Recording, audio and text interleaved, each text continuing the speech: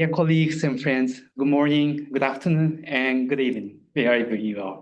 Welcome to the Private Sector Working Group meeting of Article 6 Implementation Partnership A6IP, which is co-hosted under the partnership with IETA. My name is Hayato Nakamura, a team member of the A6IP Center.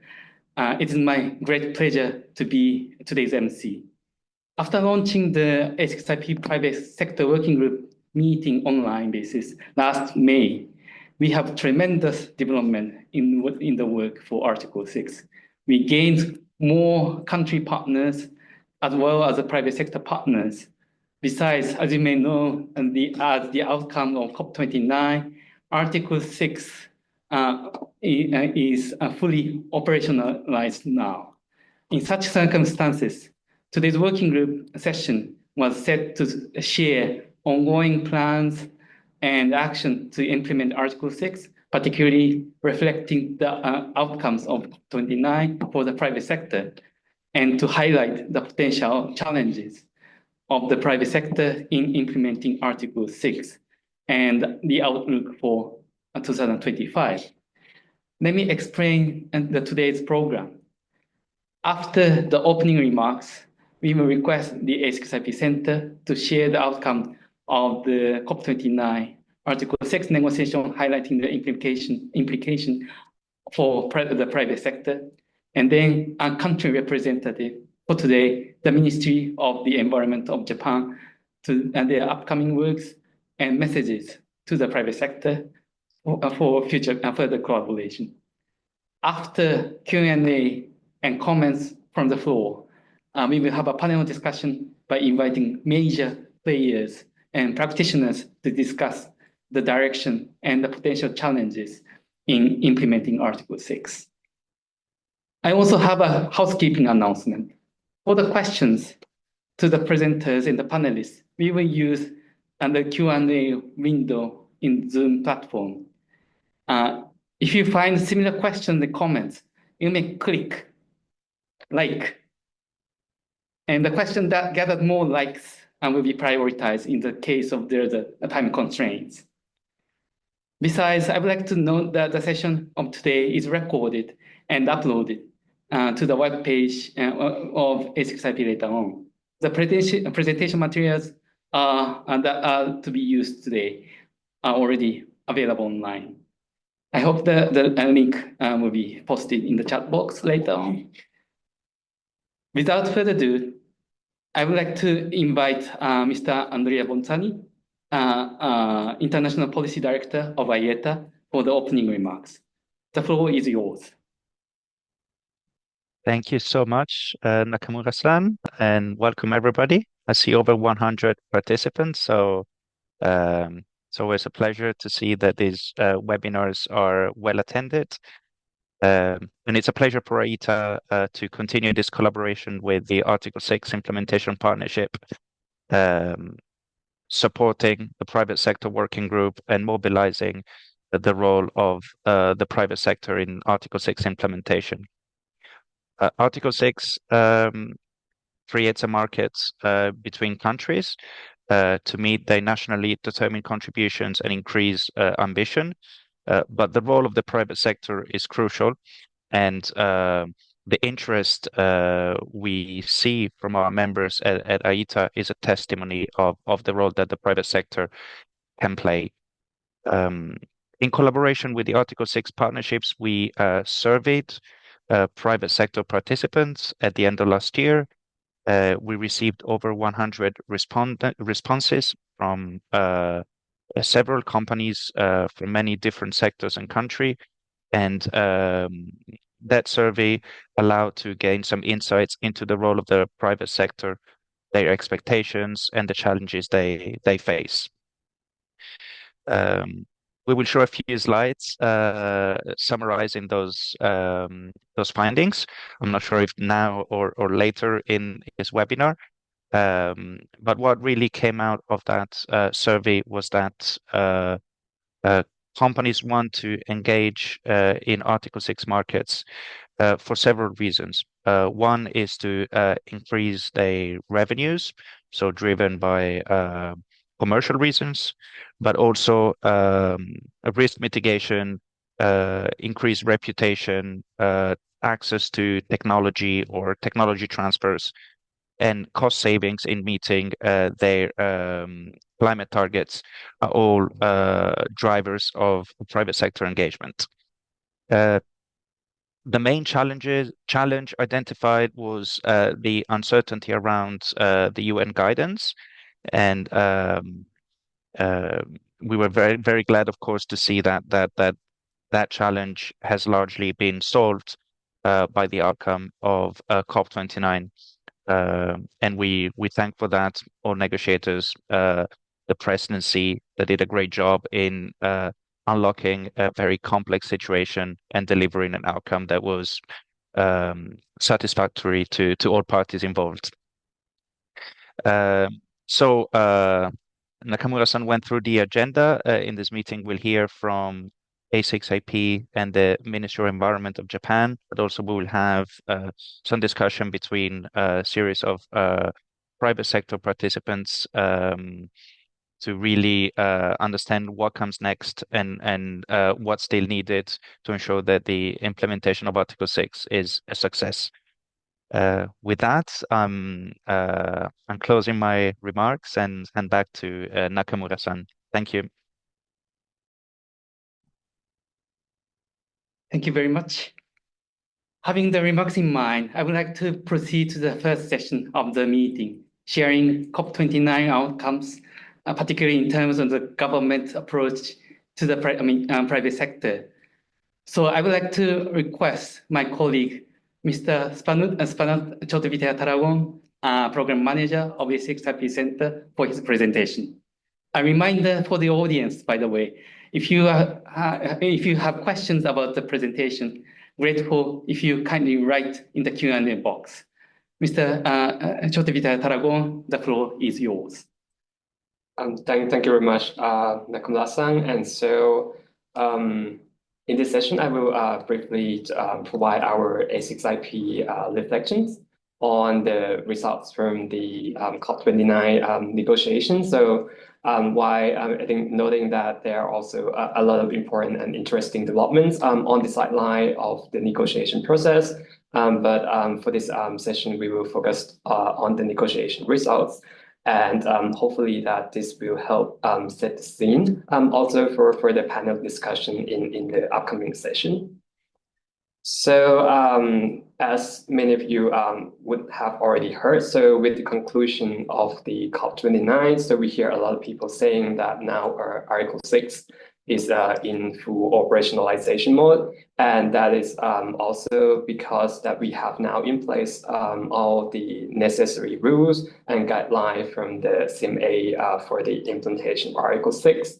And so together with COP26 and COP26 and COP27 outcomes, this constitutes the full package of what we sometimes call the Article 6 rulebook. So when we look into the relevant rules and guidelines that parties have to follow, we usually look at this list of decisions and relevant that are relevant for the implementation of Article 6. So this slide just want to give an overview that there are many related decisions that help countries in implementing Article 6, starting from COP26 in Glasgow that set out most of the backbone of the key guidance, rules, and related guidelines, which are further elaborated in COP27 and eventually in COP29, concluding the long negotiations on Article 6.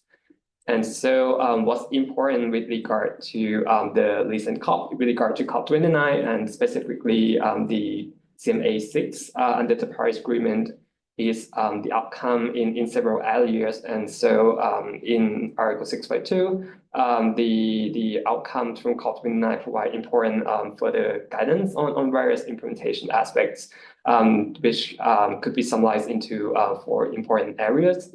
So firstly, that it provides further clarity on the implementation. So we see further clarity on the components of authorization process, and also also on how the parties may implement authorization arrangements. So we see elaboration that countries could either have a single consolidated process or a sequential processes as long as it's cover all the necessary elements. So that's a lot of further clarification on how the authorization can be implemented.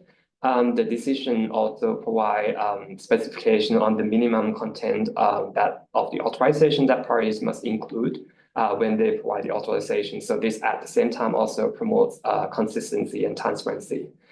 And another important decision is also on how the authorization may be changed after being given. And so this particular issue might also be something that's quite relevant to private sector. And we hear a lot of discussion by the private sector leading up to COP29. So it's very important outcome that's clarify the condition for changes and clearly specify that changes to authorization shall not be applied to or affecting ITMOs that have already been transferred, unless in the situation that it has been clearly specified in the relevant terms and conditions, and also specifying the circumstances for those changes and the process for managing them. So hopefully this outcome also provide a lot of further clarity and certainty to private sector.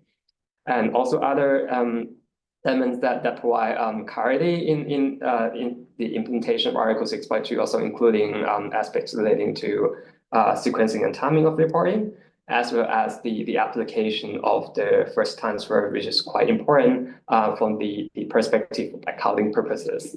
So that's one of the key important aspects coming out from this COP. Also, another important area is on the role of promoting transparency and integrity, and this including through the reporting and review process. So we see the updated draft version of the template that is used for annual ITMOS reporting, what we call the updated draft AEF, and also further supplementary elements of information that parties should provide in the initial report. So this also further promote transparency through supporting comprehensive reporting.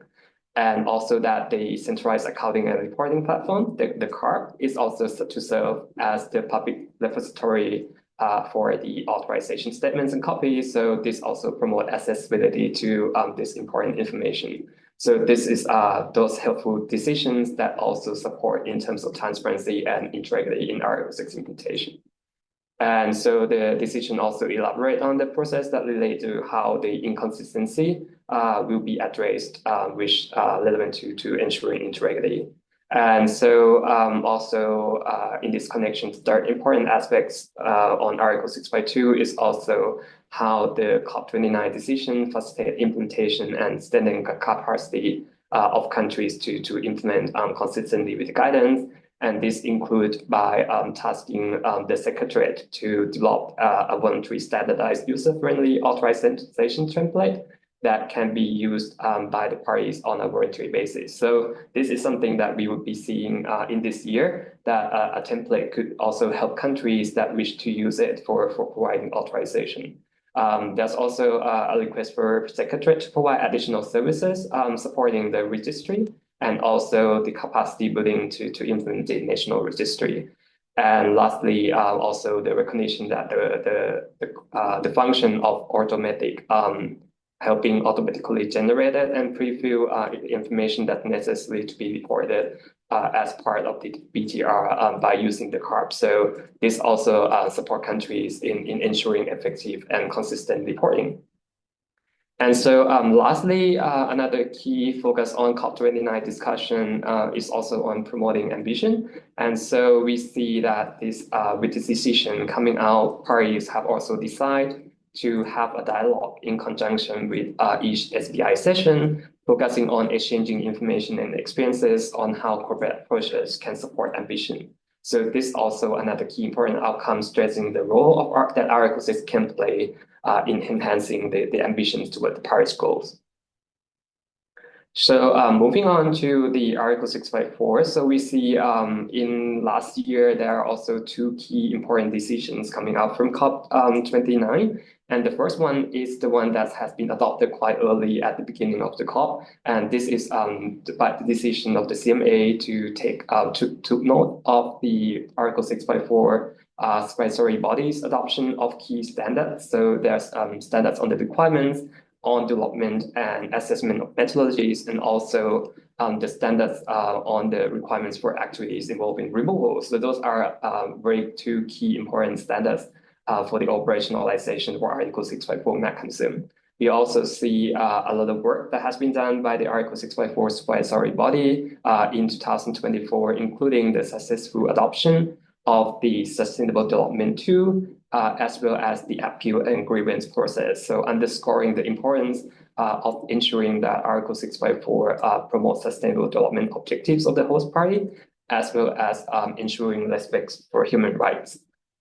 And at the same time, there has also been a significant progress that has been made at the country level, and with over 96 parties now have designated the DNAs for Article 654, while quite a few now have submitted the host party participation requirements from last year. And this now amount to 12 parties. And this is quite important because this is a prerequisite for participation in Article 654. So hopefully in this year, we will see more and more countries fulfilling these requirements and being able to participate in Article 654. And at the same time, Article 654 also gathered quite a lot of early interest from project developers. With over 1,000 activities already submit the prior consideration notification, which is a notification made to the Secretariat of their intention to be registered as Article 654 projects. So we see over 1,000 activities already submit that notification, while at the same time, a few countries have now initiating and processing the process for CDM transition approval. And we now see 21 CDM projects now being approved by the host party for transition. So this is something that that will be ahead of the 2025 deadline for this year. That host party will have to provide approval for those projects that will be transitioning to Article 654. So similarly to what the countries are doing, we are expecting to see more and more CDM projects being approved. And this will also accelerating the implementation and the utilization of Article 654 mechanism.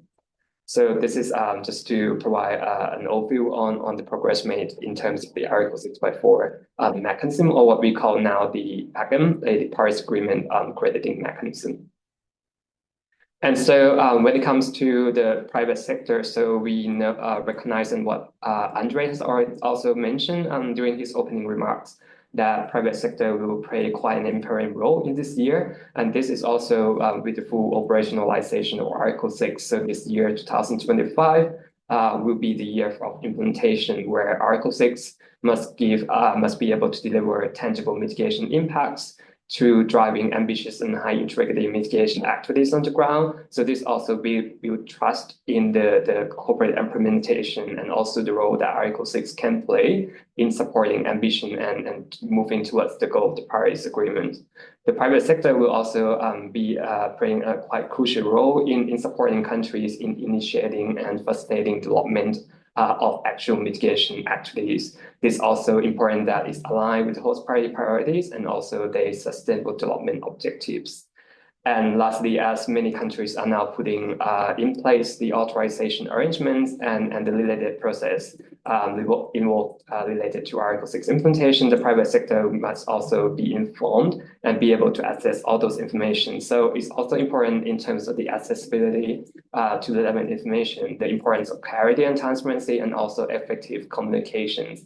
And this is also something that many initiatives, including the A6IP, that we are working to support in promoting that access to information. So I just want to conclude here on the key messages that we think is quite important in terms of the role of private sector moving on in this year. And so hopefully that will be something that will be further discussed in the subsequent sessions. So thank you so much, and back to you, Nakula-san.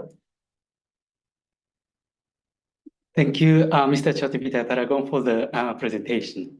Now, I would like to request Mr. Kentaro Takahashi, Assistant Director of the Office of International Carbon Market, Global Environmental Department of the Ministry of the Environment of Japan, to give his insights for further works to be done for Article 6 implementation together with the private sector. Mr. Takahashi, the floor is yours. Thank you very much, Nakamura-san, and good morning, good evening, and good afternoon, everyone. So my name is Kentaro Takahashi, and I'm responsible for bilateral collaboration, JCM, and Article 6. So next slide, please. I think the most of the participants today is, I think, know very well on Article 6. I think that I don't want to explain the detail, but this slide shows the outline of the Article 6 of the Paris Agreement. And last November, COP29, finally we reached the agreement on the detailed rule of the Article 6, and now we have finalized the rule of the Article 6, and we are very much happy to uh, have these outcomes last COP29. And thank you very much for presidency, Azerbaijan, and also all the negotiator, and also I think the stakeholders. Finally, they really wanted to have an outcome, and I think we now entering the stage of the implementation of the Article 6, as the Spanet already explains in his presentations. So in implementing the cooperative approaches, I think the participating party are required to authorize the use of the ITOMOS. And also, I think we need to ensure the environmental integrity and transparency, and also avoidance of the double counting. So it's really important for following the Article 6 to address those important things. So this, especially the structure of the cooperative approaches, this is an example of the image. So for example, in case of the JCM, so we have a bilateral collaboration between Japan and our 29 partner country. And our partner country have a GHG emission, and through our collaborations, emission reduction will be generated as a credit, and that credit will be allocated between partner country and also our side. So how to use of the credit is there are several options. And of course, Japan, so we will use that credit towards achieving the NDC. And also now is a coal share we have, and also uh, the several private sector company, they really also looking for the opportunity to acquire the credit, because in case of the Japan, so as some of you may know, the GX will be operated fully after 2026, and some private sector will expect some demands for the credit, because under the GX JCM and also J credit, those two type of the mechanisms is allowed to use that credit for their achieving under the GX So that's why there are several options to use for the credit. So I think in Q&A box, I see the now is a more supply side is very proactively participate this area, but I think that in the domestic carbon market, especially for host country side, they also now regulate the greenhouse gas emission through the the ETS, and also carbon tax. I think especially the Southeast Asia, there are also some demand for credit use in the futures. So next slide, please. So as I mentioned, so we will follow and we will implement the JCMs consistent with Article 6. And so this is a cycle of the Article 6 reporting and recording system. And so in case of Japan, we have submitted our initial reports at the end of October last year before COP29. Our initial report covers Japan and Thailand cooperation, because Thailand is one of the advanced country to prepare the Article 6 issues. So that's why now our initial report is now only covers Thailand and Japan, but we are planning to cover the other country, so that we can fully include our cooperative approaches through those our partner country. And as you know, the submitted information will be reviewed by technical experts, and also that information will be disclosed. And so far, we haven't received any requests from the Secretariat in terms of technical review. But I think in the futures, I think technical review may be started after other partner country submit their initial report in the future. And also in the registry issues, that's also very much important for recording and tracking of the ITMOS, because I think generations of ITMOS and also recording the ITMOS is really important for ensuring the environment integrity as well as transparency. So Japan is, of course, is going to follow all the Article 6 reporting cycle and recording system uh, in our mechanism, the JCM. So next slide, please. So I don't want to explain the detail of the COP29 outcome because the Spanner has already explained and also will summarize the outcomes of the COP29.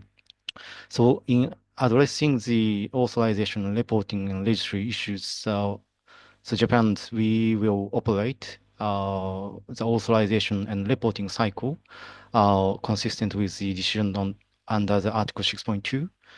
And also JCM registries, so far we haven't generated ITMOS because most of the all the credit issues so far is coming from the 2020 before 2020 mitigations activity. So we are going to plan to generate ITMOS this year for free after the finishing the some arrangements between Japan and partner countryside, and also registry systems. We will also want to share our experiences with other partner country and other partner internationally because that is very important for tracking the ITMOS under the Article 6. So next slide, please. So from now on, because this today is many private sector joins the this event, so we just want to share the current status of the JCM. And I think some of you have already knew the JCM is a bilateral collaboration between Japan and our partner country, and so far we have now 29 partner country. And our project in total is more than 250 projects. And credit generated under the JCM is divided between our partner country side and also Japan. And the allocated to the partner country sides is really contribute to the achieving the NDC. And also they can use the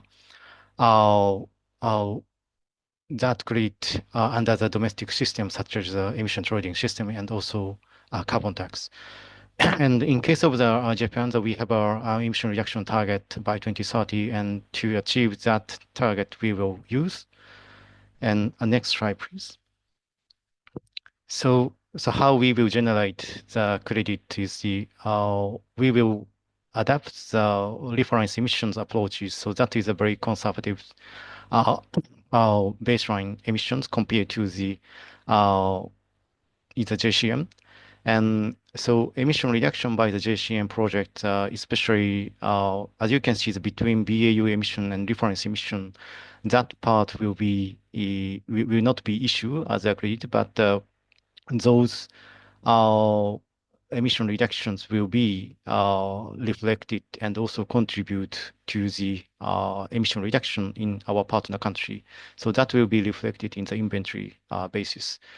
And between the reference emission and project emission, that part will be generate and issue as a JCM credit. So that part will be divided between Japan and partner countryside. So I see the Q&A box and how can you help country to prevent overselling by Article 6.2.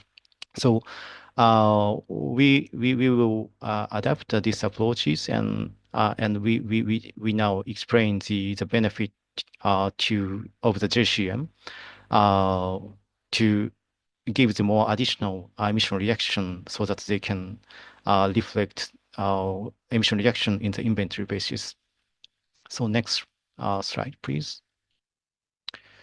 So, so this is a benefit for the JCMs, and from Japanese side, now is the private sector in Japan. They really want to explore the new business opportunity through the collaboration, and also they will acquire the JCM credit for some use cases under the JX ETS, and also carbon neutrality achievement.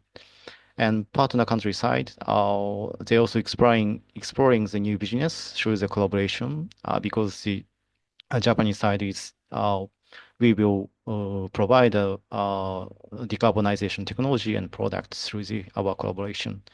And also we are trying to solving the social and economic and environmental issues. This is very important things to secure the sustainable development under our mechanisms. So next slide, please. So what type of the JCM project is now we have? So far, more than 250 projects have been already developed, and renewable energy like solar power and hydropower, biogas, geothermal.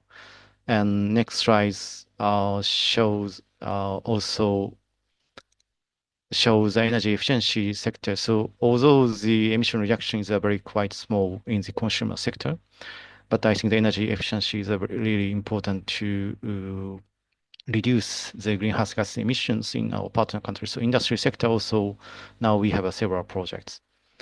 And next slides shows the waste and effective use of the energy and also RED Plus project.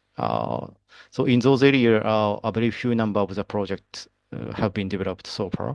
So to scale up the JCM to increase our emission reductions under the JCM, I think the waste and also forestry sector and also agriculture sector is really important. So we very much welcome any proposal from the private sector of those type of the area. So next slide shows a list of our partner country, and we are still negotiating with several countries. And I think India is also one of our candidate to conclude our negotiation. And we hope we can, I think, finally sign our document in the future as soon as possible. But we are still waiting for their internal discussion. And next slide shows the overview of our Japan support of the JCM. And there are several supporting programs from the Ministry of the Environment and Ministry of the Economy and Trade Industry, and also Ministry of the Agriculture, Forestry and Fishery. So in our ministry, we have a subsidy program, and also we provide the MRV support of how to develop the methodology, and also validation and verification. And also Ministry of the Economy and Trade Industry, they provide a feasibility study and also demonstrations, and it's kind of the subsidy program under these mechanisms. So next slide shows the scheme of the JCM. So today there are many private sector, and I think as the Spanut already explained, this year private sector role is really important because I think the project formulation is coming from the private sector. So if you have any interest on the JCM to join, please contact and please share your thought and proposal on the project. And I think the key player and also role in the JCM, as you can see, the project participant sides, they will implement the project and also formulate the decarbonized project. And also third-party entity also really important because if we have a many project from the private sector, I think validation verifications also number of the validation verification will be increased. So those two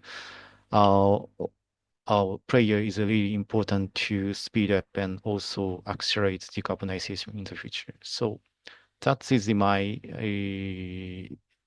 actually sharing also explanation of the JCM and also our expectation in the future. So, and thank you very much, and back to Nakamura-san. Thank you, Mr. Takahashi, for your insights and message. And also, I understand that you have already answered some of the questions. It's already displayed here at the Q&A box. And I think it would be better that to accommodate one question from the chat box. I understand for the buyer's side view also, so that Mr. Takashi mentioned about some of the Southeast Asian and private sector examples already. And but if there's any other comments from Spanu, or if not, so that I think it would be better that entertain for the next one first. I mean, and because of the time constraint. Is there any discussion whether Article 6.4 credit will be eligible for under GXETS? Mr. Takashi, could you briefly explain?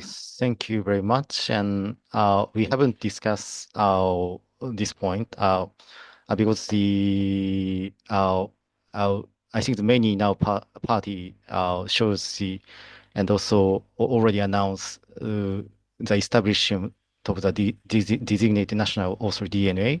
And in Japan, though, we haven't actually designated our focal point. And but I think there are several. If there's any, I think the request or some idea, I think that we will discuss internally. Yeah. These days, some private sector contacted us with, of course, Article 6.4 credit can be eligible under the GXETS, but so far we haven't discussed, and now it's not eligible under the GXETS. So that's my brief response. Thank you very much. Very sorry that there's a time constraint, and although there are so many questions, so that look at the question is recorded already, and so that we can share in some extent to accommodate various matters. I mean, like through homepage communication whatsoever. But anyway, your question whatsoever is already taken well for A6IP. Thank you very much. Now, I would like to move to the next session, a panel discussion by practitioners from the private sector. And I would like to invite Mr. Bjorn Fonden, International Policy Advisor of IETA, to moderate the panel session. And the panelists from Caroline Kaiser-Diaz, Southport, Ben Rattenbury, Silvera, Andrew Howard, Vera, and Peter Zaman, HFW. So the floor is yours to Bjorn. Thank you very much. Thank you very much. And it's great to see so many colleagues here in the new year. As highlighted by previous speakers, I think with the COP29 decisions, we now enter an incredibly important phase of implementing Article 6 and getting high integrity projects and transactions off the ground, despite geopolitically very challenging context. And I believe it's really conversations like this where we can bring together the governments, NGOs, private sector, and all of you online that we can deliver on this action. So as Andrea mentioned in his opening remarks, we'll have developed this report together with A6IP on private sector engagement in Article 6. I'm not sure if we can get the QR code on the screen. Otherwise, we can maybe share the link. I think it's coming. Yeah. So for anyone who is interested, please feel free to look into the QR code. You can scan it with your phone and access the report. I won't go into the details because we have a very distinguished panel with us today. And I want to jump right into the real discussion on the outcomes of COP29 and what this means for the private sector. But feel free to scan the QR code. We can also share the link in the chat. And we can stop the screen sharing again. So thanks again to all the panelists for joining. And Peter, I would like to move to you to start. I mean, you have followed this process for a very long time, I would say, before Article 6 was even thought of as a concept. You're an internationally recognized lawyer in this space, and you have been quite vocal on a number of issues relating to the Article 6 market. Could you please outline your views on the outcomes from COP29, maybe particularly when it comes to the issues on authorization and what this means for the private sector. Bjorn, first of all, can you hear me? Yes, perfect. Okay, excellent. Thank you. So I suppose the good news is we finally have Article 6 officially launched. And, most of us who have been waiting with bated breath ever since, the COP21 and for this to become real have finally, after many, many years of, I think, labored patience, seen it come into being. I think the reality, though, is that for those of us who have been anticipating it and living the journey of its evolution, the final form of Article 6 is probably not what we originally imagined it would be many, many years ago when we first started talking about it.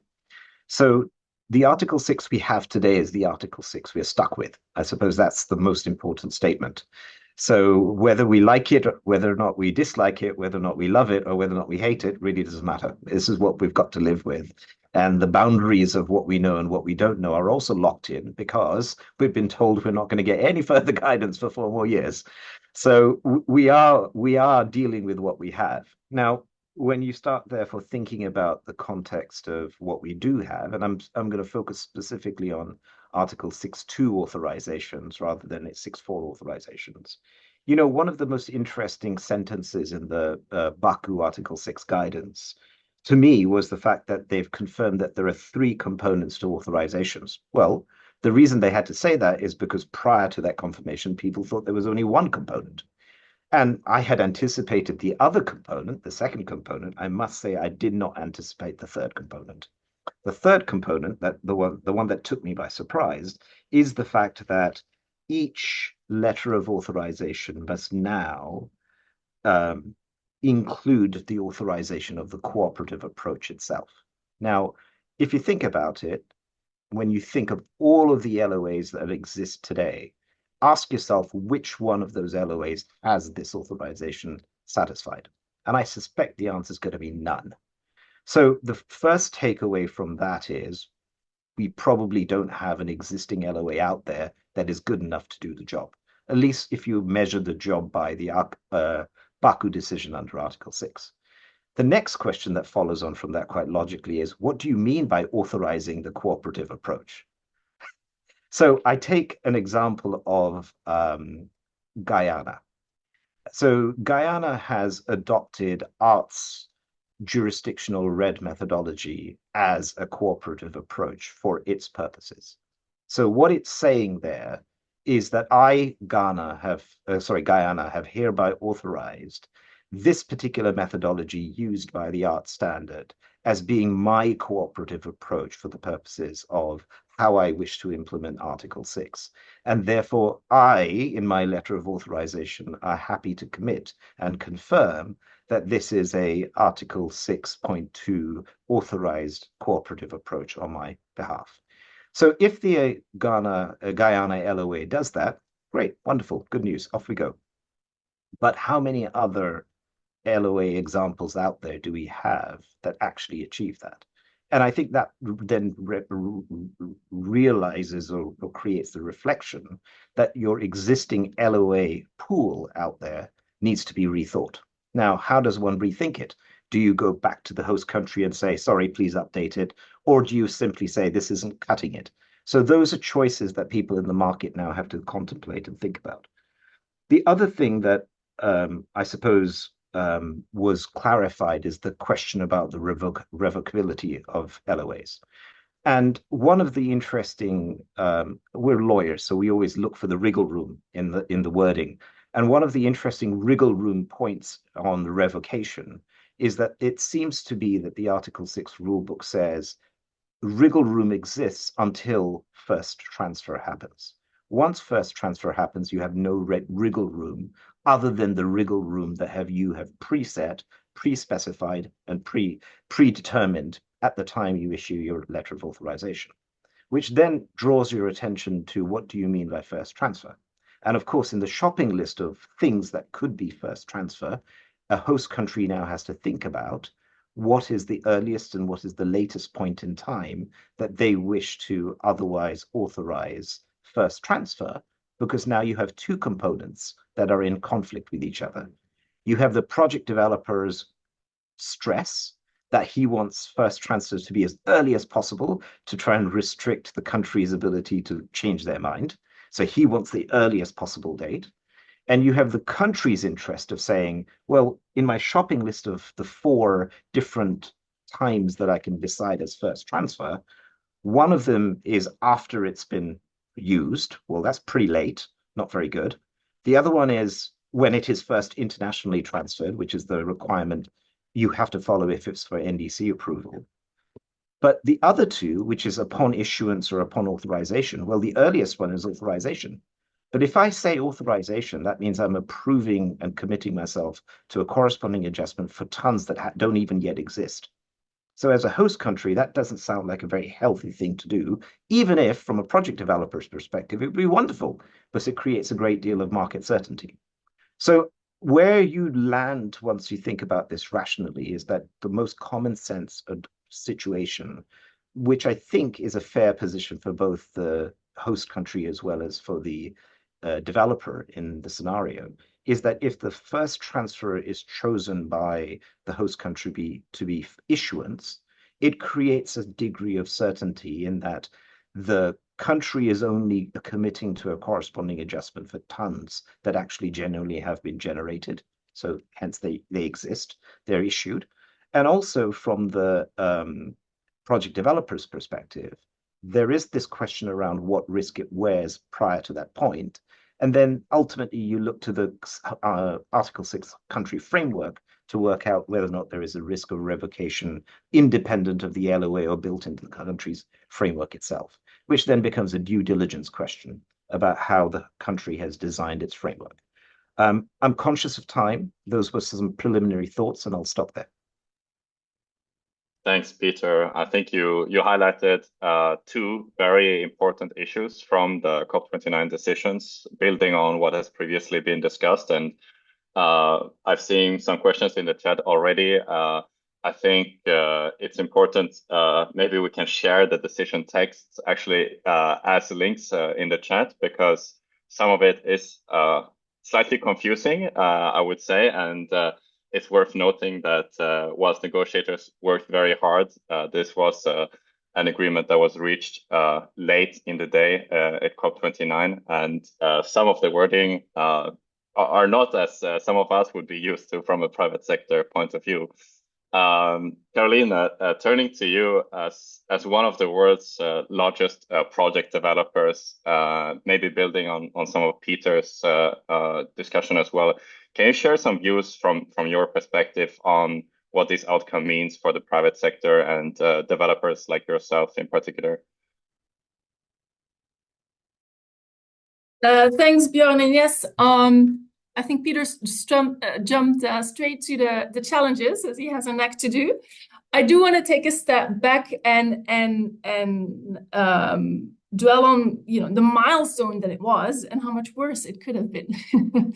So my prime takeaway from COP is that it was massive, not just well, first of all, in finalizing the rulebook. As you said, we've been waiting for it for years. And for me, the most important thing was that it signifies a UN endorsement of carbon markets as an instrument to deliver on climate action and to deliver on Paris goals. And that is massive. And it is tempting to jump into all the difficulties of it right away. And I mean, that's what we're paid to do.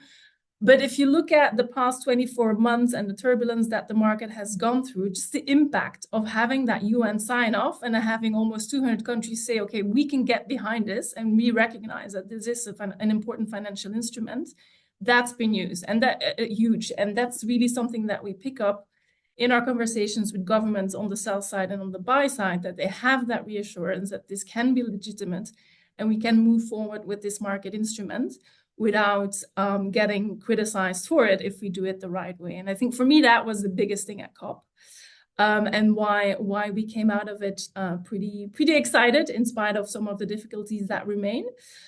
And the fact that it puts the rulemaking to bed for a few years until 2028 it's important. It's what we've been waiting for. It gives us a reasonably clear framework to work within. And now is the time to put the markets to work, to stop regulating and fine-tuning, at least at UN level, and to put markets to work to see how the rules play out, what buy side and sell side can do with it, and then draw conclusions and fine-tune later on. So overall, very, very excited and quite relieved with the outcomes of COP. We were expecting worse. We weren't this optimistic going in COP. And some of the ideas and texts that were circulating around unilateral authorizations, around revocations, could have had a more detrimental impact, which doesn't mean that we still have a lot of homework indeed in figuring out what to do next and how to proceed with LOAs. But maybe I keep some of those reflections for the next question. Sure, thanks, Caroline, and it's good to have some positive voices as well. I think from IETA, I mean, overall, as Andrea highlighted in the opening, and our members, we see this as a win. Now, of course, we have to interpret really what this means and the challenges out there. And just on the authorization piece, also, it was mentioned that the UNFCCC will develop a voluntary LOA template that can be used. Haven't seen the timeline for that, but maybe worth noting. Now, Andrew, turning to you, I think as highlighted by Supernote, one of the most contentious issues apart from authorization and changes was the role and nature of the 6.2 international registry, the linkages to the 6.4 mechanism registry, as well as the approval of the supervisory bodies' standards on methodologies and removals. So maybe someone who has worked before for the UNFCCC in the CDM days, and now, of course, with Vera, how do you see this final agreement and what it means for companies here today? Yeah, hi, Björn, and hello, everybody. It's good to be here. Already a very interesting discussion. I find myself caught between the two views that we've already heard. One thing I very much agree with, yes, I'm also relieved. I think it could have been much worse. Some of the stories that I heard in terms of provisions which could potentially make it very difficult for private sector to really engage in Article 6. They were quite concerning pre-Baku, and I'm happy as well that some of those have not come to fruition. And I'm also very happy that for the time being we're going to just sit with the rules that we now have from the COP, and not try to develop anymore, because I think my overall sense is, while it is good we've reached this milestone, and it's definitely positive, and it definitely allows a new wave of implementation. I don't think there was actually that much which was radical coming from the Baku decision, and I actually think it was really quite incremental in terms of the actual decisions that were made. But so be it. I think that we've actually had enough to operate Article 6 already from the Glasgow decision, which is several years ago now. And it was important to tie off some loose ends in Baku, and so be it. It was good that we could do that, and now we move on to, I think that's the last of the roadblocks which have been pulled out of the way, which some people have felt are there to be able to implement. Certainly, some of the content of the authorization decision, it is. It's not rocket science, I don't think. I think it's already the way we were working, but the benefit of this decision is that it sets a clear bar for everybody to use. And I think that's very helpful. So it helps with harmonization of the approaches that countries are taking, and that is, I think, beneficial for private sector. The possibility of making changes in authorization was limited, and that's also a good thing. It's not as strong as we were looking for, but it's a good thing. I think on reflection, I would see that, and this kind of goes to what Peter was saying before. I think Article 6 out of the box from the COP decisions is not as private sector friendly as we were really hoping for. And I think that goes to a number of things that Peter's talking about as well. I think it is possible for the private sector to work with Article 6, but I think there's certain things which are coming out of the decisions and also coming out of some of the initial implementation by countries, which are kind of markers of concern. I think we need to recognize them and actually actively try to work with countries in order to make sure that the system does actually work for private sector investment, because I think we do also know that that is where a large part of the finance is going to come from, to be able to pursue mitigation activities. So, I think there is a real need for harmonization across the way the countries are working, the systems that they implement, the infrastructure that they build. I think there's a real need for an assurance of integrity in the programs which are set up by countries. And Article 6.2 is great in the sense that it allows such flexibility for countries to develop their own approaches and come forward with them. But I know working in the voluntary carbon market and also having our systems, our crediting programs applied already within compliance markets, it's something, a crediting program doesn't automatically have a perception of integrity because it's developed by a country. And I think there will need to be a lot of work by countries to ensure that the systems that they're putting in place do really meet high standards of quality and integrity. And this is a pathway, sometimes a painful pathway, that in the voluntary market we've been working very hard as we move along it. I think another area where we really need to work on making it private sector friendly is that there should be this sort of early assurance and more certainty of corresponding adjustments. So it's kind of repeating Peter's point. I think there are ways of working with the first transfer rules in order to create more certainty for private sector at an earlier stage. And I think we really need to be able to do these things. And if we're successful, we'll be able to get to the point where there's a pool of investors and a pool of projects and greater liquidity within the market, which is really going to get the finance to flow. But right now, I think we do need to give more attention to the kind of characteristics of a market which are actually going to bring in more private sector investors. And I think that's what we really need to work on now. And I see the Article 6 rules as we have them coming out of COP now as really a basis to be able to move on that. Excellent. Thank you so much, Andrew. And finally, turning to you, Ben, from your side as a carbon ratings agency, and maybe picking up on some of the points around integrity and quality, as well as the reporting and review process outlined by Kentaro-san previously. How do you see this shaping out in this early Article 6 market, some of these first Article 6 projects and transactions moving ahead? Thanks, Bjorn, and great to be on this panel with these excellent speakers. I mean, in general, I agree with everything that's been said, even though it maybe pulls in different directions on tone. I think it is great news that Article 6 has been agreed, and that is a positive political signal. And of course, not all of the political signals in 2024 were positive for carbon markets or even for climate action. So it's very welcome to have some good news in this space.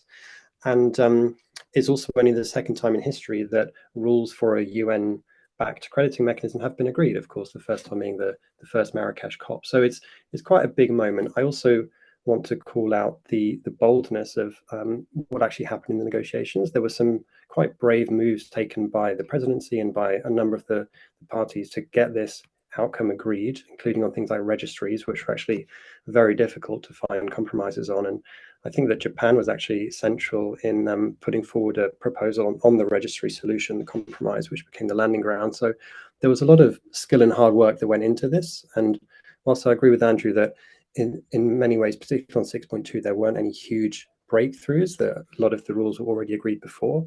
I think even just to get it this last mile over the line was no mean feat. In terms of what we're seeing in the private sector from our perspective, one interesting angle for us is this idea of the convergence between different types of carbon market, Article 6, domestic compliance markets and VCMs, which we see as accelerating, and the decisions from COP29 further accelerate that. We heard from Takahashi-san about the links between the JCM and the GX League of course, and then we've got other countries such as Singapore, which also have links with the voluntary carbon markets in their Article 6 work and their domestic compliance. And so there's this kind of alignment happening between these different types of market, which is fascinating to observe. And in many ways, I think both complicates and simplifies the situation for the private sector. It complicates things because it means that now everything is in scope. You can't just think about VCM activities in isolation. You need to think about how it relates to these other markets, but it also simplifies things because it opens up a wider range of use cases. So I don't think there's many actors now investing in pure play VCM projects. Everyone who's now investing in carbon crediting projects will be thinking about CORSIA. They'll be thinking about Article 6.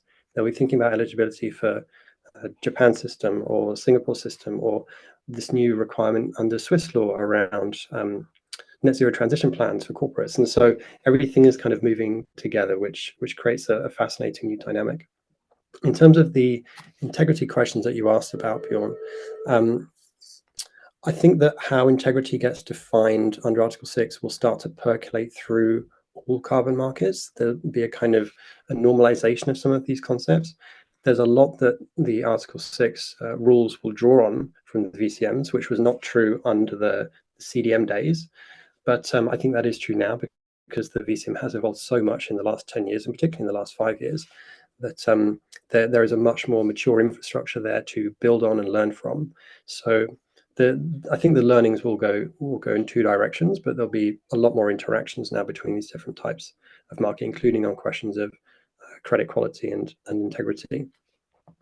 I think there's an interesting distinction also between 6.2 and 6.4, or the PACM, on the idea of credit quality, because under 6.2, it's essentially a voluntary system, and in some ways it resembles the voluntary carbon markets more closely than the PACM does, because it's a kind of buyer beware market. The buyers under 6.2, and there's a handful that have currently entered the market. It's largely on them to guard against poor quality purchases. And the reason why they want to avoid poor quality purchases in part is because they're worried about reputational risk, just in a way that corporates are worried about reputational risk if they buy poor quality credits in the VCM. I think the potential for the PACM is that because it will be a centralized mechanism, that it will be seen as more fungible. The 6.2 credits may be seen as a bit more unique and distinct, depending on the bilateral partnership that they came from, the project type, and so on, whereas there'll be more standardization under 6.4. So I think that the way that questions around credit quality are applied will look slightly different across the two mechanisms, but they will remain, I think, priorities for buyers on both ends of that. So I'll leave it there. Sorry, that was a little bit longer than I had, but yeah, lots to discuss here. That's great. Thank you, Ben. Yeah, I think the integrity question, there's a lot to unpack there, but we have limited time. I'm starting to see some questions in the chat, so just a reminder for participants, if you want us to respond, put them in the Q&A box. And actually, you touched upon one that we received, which is the interaction between the voluntary carbon market and PACM, or this Article 6 mechanism.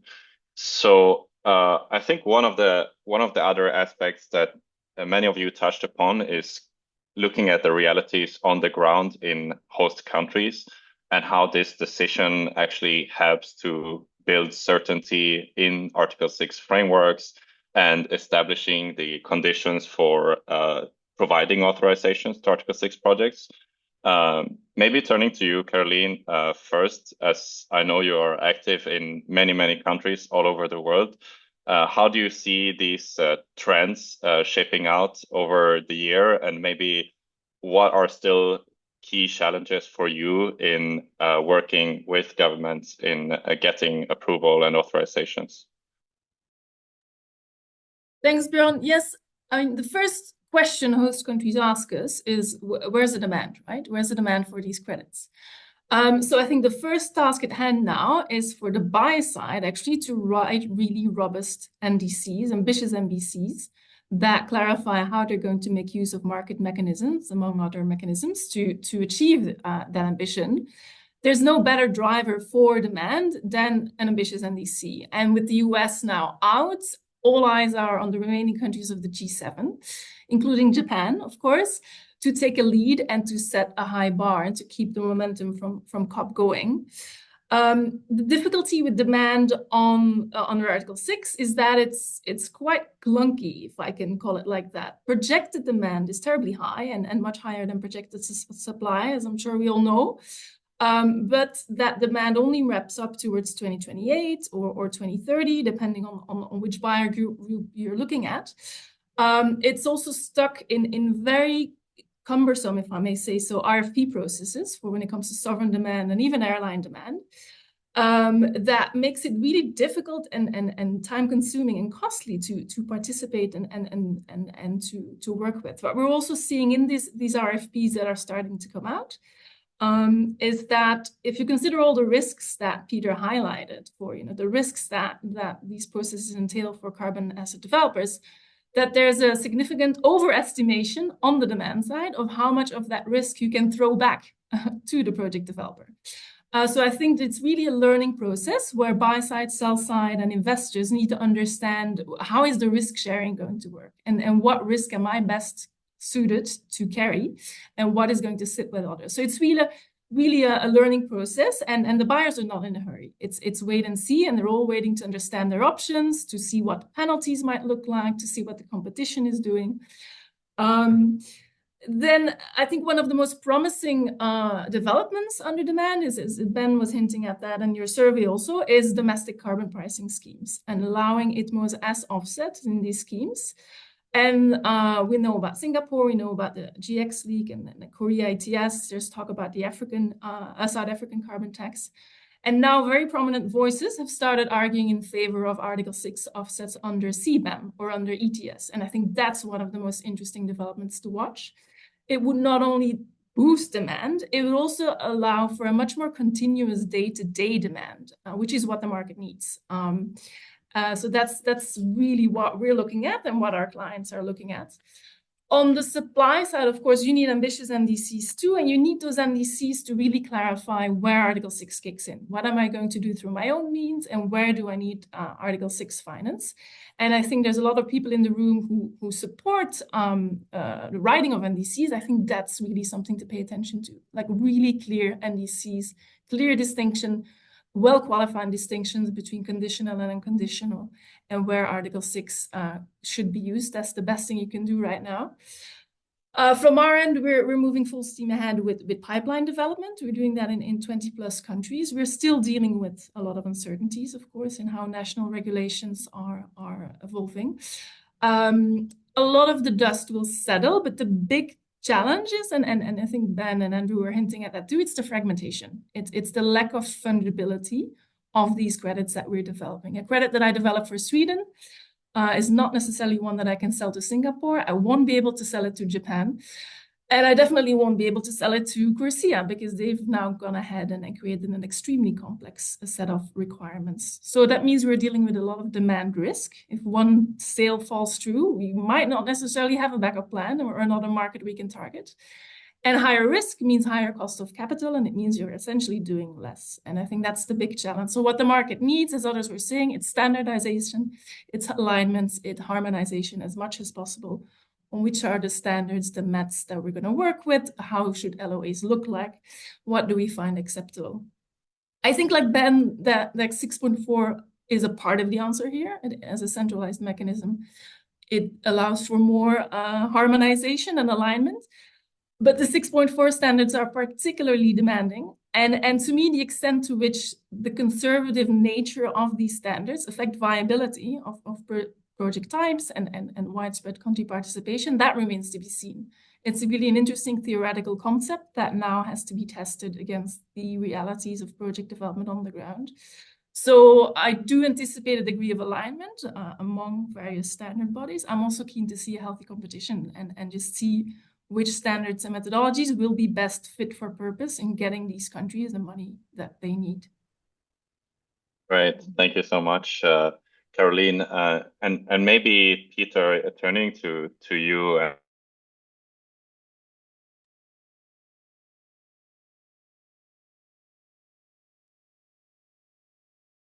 Has everybody else lost Bjorn as well? Yes, sadly. Do you remember your question, Peter? I remember my question. I'll facilitate. Okay. All right. So the question that Bjorn had prompted me in advance of this call was a question of what do I see as the key challenges in implementation going forward? And he asked me to focus my thoughts a little bit with CORSIA in mind. So I'll kick off by picking up a little bit on Ben's line of thinking, which I completely agree with, which is the differentiation that follows from the 6.2 versus 6.4 quality divide. And actually the 6.2 versus 6.4 quality divide, at some point, we can't compare them today because 6.4 formally hasn't generated an improved project and hasn't generated an approved ton. So we don't have a like-for-like comparison. But we will get to a stage, maybe in 2 years' time, where that like-for-like comparison is possible.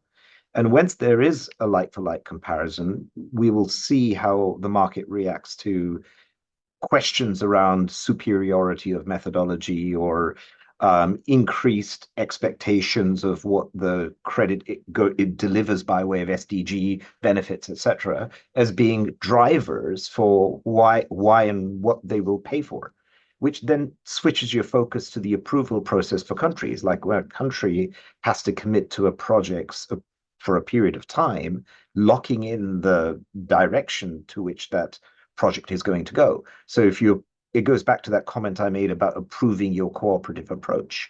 So if you're approving your cooperative approach, that's a 6.2 point. But if you're going to approve it for 6.4 purposes, then that's a different LOA.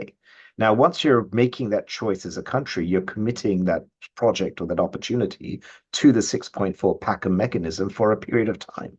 So you can't just bounce in between different standards as and when it suits. So the countries have to make their choices early. So that's where the timing of how quickly 6.4 becomes properly operational in a way for people to get behind it and support it versus the expediency of having something ready to go today in 6.2 becomes the tension. And naturally, everybody's keen to get going. Everybody wants to start working on their projects. Everybody wants to raise funding for their project. So the indication is that people want to run with 6.2 now because that is available. But I do foresee in about 2 years' time, different choices materializing. Now, if all of the projects that are low-hanging fruit, easy projects for countries to approve because they are readily amongst their white list of projects that people are willing to invest in, those projects will probably be gone, and therefore only the more expensive projects, potentially the harder projects, are the ones that are going to be left for approval in the 6.4 mechanism. And this goes back to the question of why revocation of letters of authorization, where a host country says, you know what, they're paying more in 6.4, I want to go there, is so important, because you don't want to allow the host country to then say, you know, that 6.2 LOA I gave you 2 years ago, I'm changing my mind about that. I want to go down 6.4 because I'm going to get paid more for my 6.4 credits. So the question about why LOA revocation is so important is easily capable of being seen when host countries have choices. The reality is today their choices is pure voluntary or some form of 6.2. And as we go forward and we create a third choice, and actually the market has a third choice, we're going to definitely see people's preferences play out in terms of where the supply comes from. Focusing a little bit on CORSIA, Article 6.4 as a mechanism has to be approved by the Technical Advisory Board. 6.4 is not an acceptable standard today. So there will be a process at the Technical Advisory Board where they look at the tab, look at its governance processes, just the way they looked at the governance processes for Gold Standard, Vera, and others, and they will look at the methodologies, and they will decide which ones qualify and which ones don't qualify. I don't know that there is a blanket approval for 6.4 that you assume, any more than you assume a blanket approval for 6.2. So the last comment I would make is the signals that are already enshrined in law today coming out of the EU, where they're saying the EU airlines, EU regulated airlines who have CORSIA obligations are being told already they can use PACM 6.4 credits. They're not saying they can use 6.2 credits. That's already out there as a demand signal. So the EU is clearly telling you, we don't believe or don't trust 6.2 just yet. I'll stop there. Thanks, Thor. picking up. I think I was disconnected for a second. And Andrew, turning to you again, and maybe building on some of your remarks previously, and what has just been discussed around the role of independent crediting programs, 6.4, 6.2. We got a question in the chat around how integrity will be ensured in 6.2. If you want to touch on any of the review elements under 6.2, or also the complications around 6.4, and is there actually a real demand for higher priced credits under 6.4? Yeah, thanks, Bjorn. I mean, it is really a complex field, isn't it? And I would very much agree with some of the comments before around the concern that there is with having a lot of fragmentation in the market. And it echoes as well what I was saying earlier on, that we really need to work on ways of building a system overall, an ecosystem where there's a greater level of harmonization and a greater level of standardization across all the products. And I agree as well that I think 6.4, I think out of the box will be a good signal of that a lot of the market can follow. I think there's going to be some approaches which are developed under the 6.4 mechanism, particularly around things like methodologies, where I think a lot of other crediting programs will have to pay attention. And we'll certainly be doing that. And we'll be looking to see if there's innovations that the 6.4 body makes that are then worthy of being picked up in our own verified carbon standard, the VCS standard, which we operate. Because I think there is that benefit of harmonization, but what I would say is I think if we're looking towards a market which only has one crediting program, then I think we're starting to lose. And I think what has been built up in recent years is a great selection of crediting programs where they are really building on a diversity of circumstances that projects are dealing with. They're building with a diversity of the actors who are engaged. And what we've been trying, and this is something which has come very strongly through the ICVCM work, the Integrity Council for the Voluntary Carbon Market, is to be able to ensure within that diversity that there is a certain quality standard which is being met. So programs like ours, we've been going through that assessment process, and we've been measured to meet the requirements of the ICVCM. And I think this is a way of being able to balance the need for an assurance of the right level of quality at the same time as having a diversity of different approaches through different programs and through different methodologies to be able to really enrich the market and make sure there's a lot of financing opportunities. So, I think that's something we're going to have to work on. So, I think, as I say, we'll look towards the 6.4 mechanism to see what we can learn out of it. But it's not necessarily the case that there would be one program that's operating. I think, as I mentioned before, this is something which 6.2 governments are going to have to grapple with as well. I think there are some things which have come out of the registry's work from from Baku, which are helpful in the sense of being able to bring an ability to create some sort of tradable unit, a credit perhaps, within the infrastructure which the UNFCCC Secretariat provides. So that's something which is provided for through the Baku decisions. And I think that's helpful in an infrastructure sense of being able to form a central location that different programs can use. Again, I think I'd say that we need to ensure that countries are also building out the MRV and the registration processes around that generation of units in order to be able to have the assurance of the integrity and the quality in all the systems.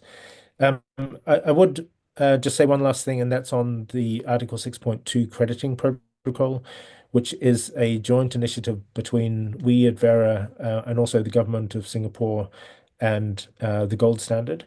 The work there is to build and document procedures and interoperability so that countries are more able to make use of independent crediting programs. So right now we're starting with ourselves and with gold standard, but the intention is that this would form a protocol which both countries and also crediting programs could sign up to, and in a way have that harmonization in the way that countries and crediting programs need to work together.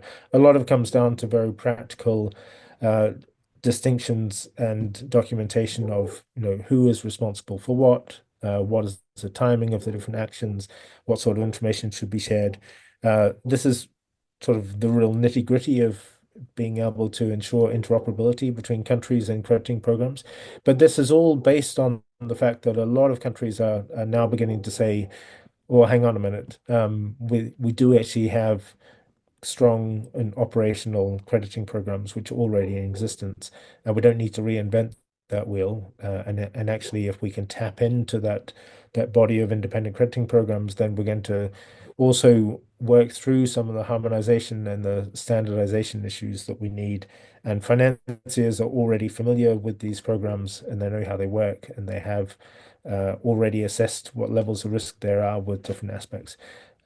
So the independent crediting programs are, I think, an important accompaniment to things like the Article 6.4 crediting program. And I think what we need to be able to work on, if we really want private sector to get involved, is to be able to link up all of these different systems in a way which brings us the interoperability that we're looking for. Excellent. Thank you so much, Andrew. We are running slightly out of time. So, Ben, I want to turn to you. Finally, also maybe building on some of the discussions we had around integrity and quality of Article 6 markets, and also what role you as ratings agencies expect to play in this new market. And if you want to touch also on kind of the price discussion around 6.4 and whether these new standards on methodologies, including like baseline contraction factors, will make 6.4 market work, or it will make it too difficult for participants to work on. Thanks, Bjorn. Yeah, so much great fodder for discussion already. It's a shame we don't have more time, but I just want to maybe start by agreeing with what Andrew's saying about the desirability of having a plethora of crediting standards. I think we probably don't need 1,000 of them, but having a few dozen, as we have now with a handful of big ones at its core, is good for the market, is good for innovation, is good for integrity. So just wanted to note that. And then going back to the point that both Andrew and Peter touched on around quality, we note that even within kind of so-called compliance settings, CORSIA or the PACM as it's emerging, we still don't see kind of universal pricing. We don't see full fungibility. For example, there was an auction recently of HFLD credits that are CORSIA eligible, and they didn't sell out, which you would have expected had you felt that buyers just want to maximize CORSIA eligible credits because there aren't actually that many out there. But they didn't, I think partly because bits of the market are a little bit hesitant when it comes to HFLD credits in particular, which is what these were. So that's an interesting signal that the market is still kind of factoring other things into their buying decisions, not just eligibility. And I think we'll probably see the same with the first few PACM credits, which are likely to be CDM transition credits from large renewables, large hydro projects, and so on, which the VCM is currently not favoring in particular. And we also see that from the recent ICVCM decision. Another reality that I expect to see on the ground is differential pricing. For example, is there insurance? Is there a World Bank MEGA guarantee? Is there a letter of authorization, or is there a full corresponding adjustment? Has the first transfer event occurred? I think all of these factors will start to attract broadly consistent price differentials. And so then the price of a credit will be not just the underlying quality, which I think is always going to be important, but also whether these various attributes are ticked, yes or no. And I think the market will start to see that in a more and more harmonized way. One of the challenges that we see right now for sellers is to get clarity on exactly what the buyers want. And one thing that buyers want and that sellers also want is to avoid the risk of the sellers overselling. So initially there was an assumption that the risk of overselling would be managed through a flat fee for a corresponding adjustment, and that was priced in some of the markets at $5 or $10. But we've heard of deals where it's much higher than that. But we're also seeing alternative proposals emerge to address overselling risks, such as positive lists and negative lists. And I think the private sector, as investors and also as buyers, needs to be mindful of the importance of avoiding overselling, because that carries all sorts of kind of structural risk actually for Article 6. If a large group of host countries oversell and then miss their NDCs, then I think some serious questions could be asked about Article 6 in general. So it's in everyone's interest to manage that very carefully. And I actually see that as a key role for groups like A6IP and IETA to help the private sector come to some kind of norms around this, because in a way it's a collective action problem. Briefly then, how the private sector can help on quality considerations. We've been working on ITMO quality for a number of years. And in fact, the conversation started in Glasgow in 2021 when I bumped into a former carbon markets negotiating colleague, Ben Chia from Singapore, and we started talking about this. We've seen more and more demand since then. I think the role of ratings to help assure ITMO quality is now widely recognized, and actually it flows through two different mechanisms. First one is for buyers to help ensure that the credits they buy are high quality and achieve maximum climate impact, which also minimizes reputational risk. But a second channel is to help the standards, including the PACM, to identify gaps and loopholes in the methodologies through understanding exactly how they've been applied in a range of different settings. And then that can help improve the methodologies over time as well. I think another area in which the private sector can really help is around data. And one thing that we've been excited to get involved in recently is a common data standards initiative, working with all of the major crediting standards and the UNFCCC. It's called the Carbon Data Open Protocol. And the idea is to create a common framework for the way that the data is structured in carbon crediting projects to make the units more easily comparable and tradable and so on. And that's, I think, somewhere that there's going to be a lot of movement on. And then, of course, capacity building. We've been doing some work with the UN on capacity building in host countries, and we see appetite for more of that. And I think that's a role that the private sector in general can play. But the final point, and this is actually something Caroline mentioned early on, is that the real need is demand. I think the supply issues have largely been addressed, or they're kind of in the works. The demand issues remain. And that's where I think the private sector can play a role through responsible use of high quality carbon credits, whether that's through a compliance setting or in a voluntary setting. Using the architecture that's being built around Article 6, not necessarily requiring corresponding adjustments for voluntary credits, but using those frameworks alongside the frameworks developed through the voluntary crediting standards is, I think, in everyone's interest. Great, thank you so much, Ben. And I'm afraid we are running out of time. We could spend probably 2 more hours really diving into the details of the COP29 decisions and what it means for the private sector. And we will continue, of course, doing so in the next working group meeting. So thank you to all the panelists for joining us today. I know for some of you it's very late, but for someone it's even later, and that's Director Kazu-san. So I want to hand over to Nakamura-san to maybe first introduce him for the closing remarks of this session. Thank you so much, everyone. Thank you, panel moderator and the distinguished panelists. So it is about to conclude our session, and there is a housekeeping announcement. The comment box pops up for your comments and future ideas of the working group. Grateful if you can give us feedback while listening to the closing remarks. We will send also the link to the comment box by email later today, so that you may also give us the comments even after the session, and no need to duplicate them. So now I would like to request Director Kazuko Akutsu, Director of the A6IP Center, to give us concluding remarks.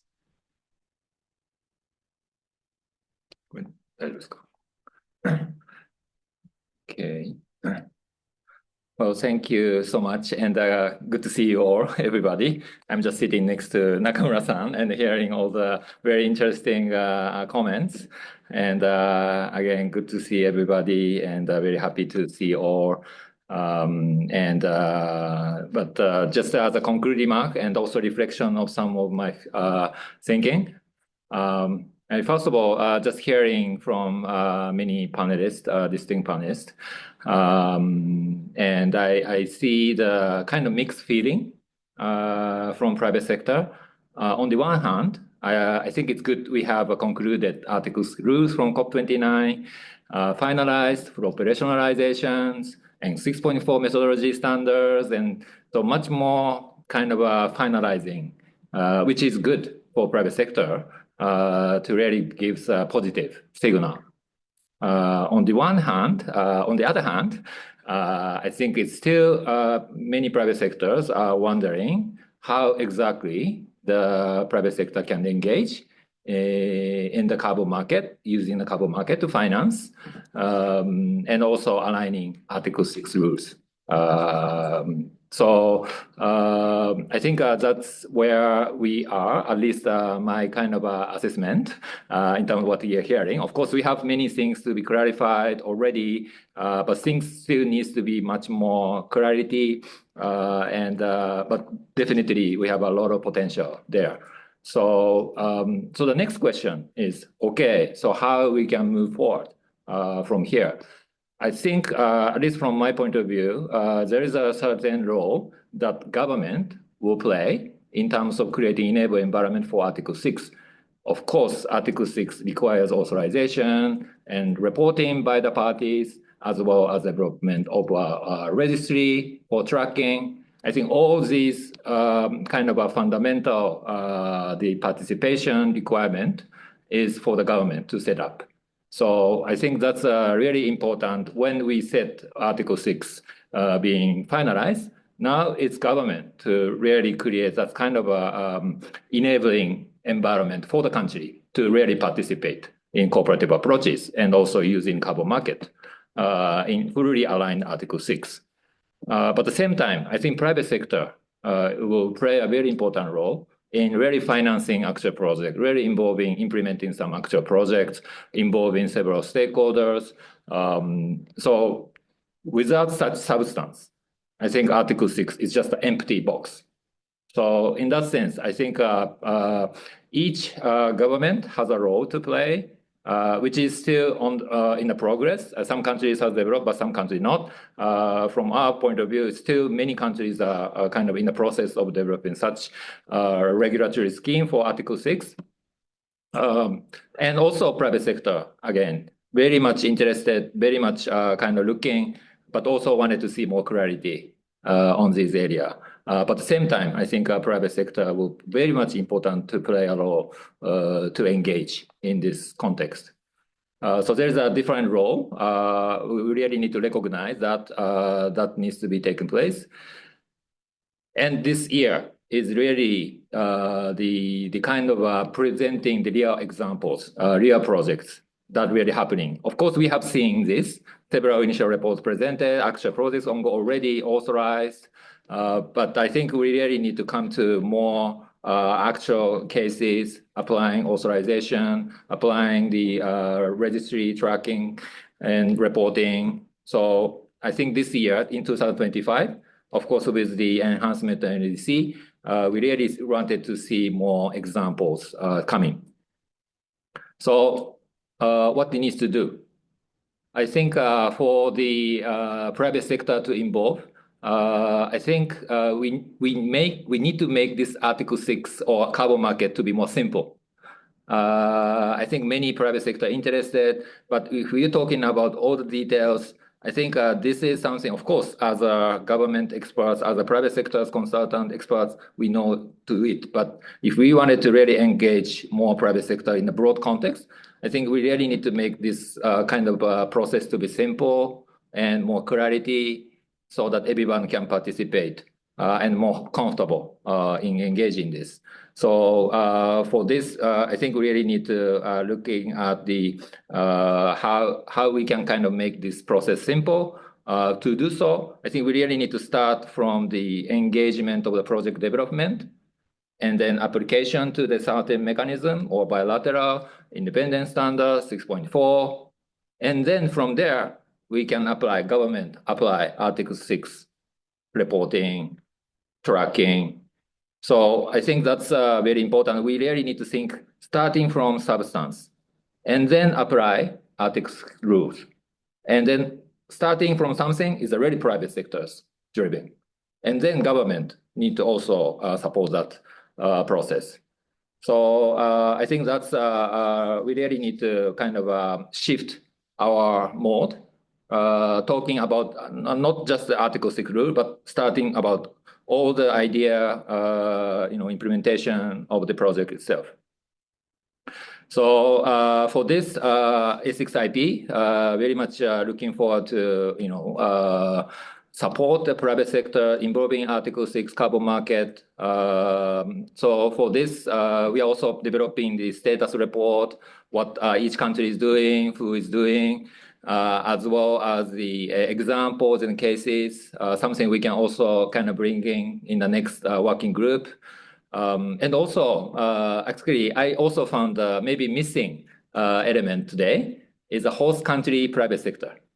So next time, definitely, we need to bring more host country private sector, which is much needed to really involve when it comes to the project development, engagement of this. So, and also, we can create some more webinar for the matchmaking to really generate more idea. I just come from another workshop, and we're talking about the old idea coming from host country private sector. They have really much interested in many things, from renewable energy efficiency, nature-based solutions. I think it's many ideas growing. So the question is how we can make it more available for all of us. So we as A6IP are looking forward to working together with IETA to bring ourselves to the next step, which is really working on developing projects. Along the project, we can think about how we can provide authorization, how we can provide reporting by the government, and how to make it more simpler. So with that, I really thanks for our collaborators, especially IETA, to organizing this private sector working group, really kind of bringing all the input to think about next step. And of course, this is the initial stage in this year, reflection, starting from reflection of COP29. But next meeting, we definitely will discuss more in terms of substance. And then we can move from there. So with that, thank you so much for listening and joining. We very much appreciate all of you, and yeah, we'll like to see you next working group. Thank you. With this, I would like to conclude today's session. Thank you again for your kind participation, and looking forward to seeing you for the next opportunities in the future. Grateful if you kindly stay connected with A6IP and IETA. Have a good rest of your day. Bye-bye. Bye-bye.